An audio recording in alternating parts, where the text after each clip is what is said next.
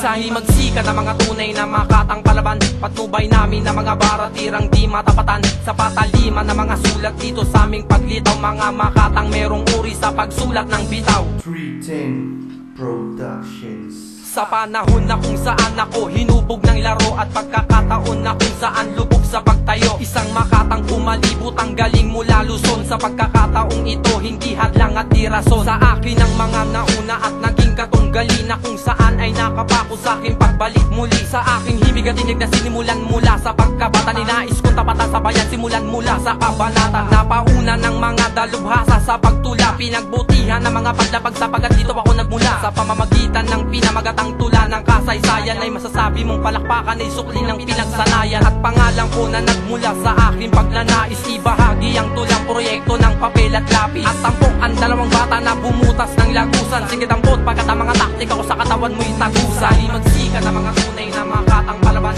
patnubay namin na mga baratirang di matapatan. Sa pataliman ng mga sulat dito sa aming paglitaw, mga makatang merong uri sa pagsulat ng bitaw. Dalawang makata na pinagsama o ba tumugis ng mga kalaban para hindi na makasabay, kami ang pinalad na manunulat. Tumapat ka na sa mga tunay na ang dila na pangdigma, na hindi na kayang matapatan ang bagsik na mga biyasa. Pagkat dito kami sa larangan nakatayo din na mapausog, sa mga nagkamali kami ang puputol na mga sungay. Pakinggan nyo ang mga patnubay na aming binibigkas, kahit na anong gawin kami ang makata na pinalakas. Tumudurog ng mga inutil, sumabay ka sa mga kataga, at pinasa ang mga utak na parang may diksyonaryo. Pangalawa ako sa sandata na ang talasay pinadoble, makinig ka sa mga banatang pagkat kami walang inuurungan. Sige pakinggan ang mga tula na mga tunay na pandigmaan, dahil na sa aming mga palad ang lakas ng aming pwersa. Pagkat si Ginuel at si Mako ang pinag-isa, ang bawat na nalaman para sa mga nababalak, maaga namin tatapusin. Sa himagsikan ng mga tunay na makatang palaban, patnubay namin na mga baratirang di matapatan. Sa pataliman ng mga sulat dito sa aming paglitaw, mga makatang merong uri sa pagsulat ng bitaw. Kung mamarapating hawakan, balutin ko na para di ka na mapamarisan. Dapat mong mabatid sa pagbugso ng mga rima ng himagsikan. Dito sa talakayang hindi matapat ang pilit binabatid ng iyong kaalaman. Sa mga samahan ng mga palaban na aming binitawan, susubukan mong palagan ng mga kataga malayo man o malapit, at hindi mo malaman kung paano ko binabato sa aking pagkapit. At handa ka na ba sa napapalapit na digmaan ng mga rima, ang layuning ibukulot ko at ilinya ang sistema. Sumalag ka,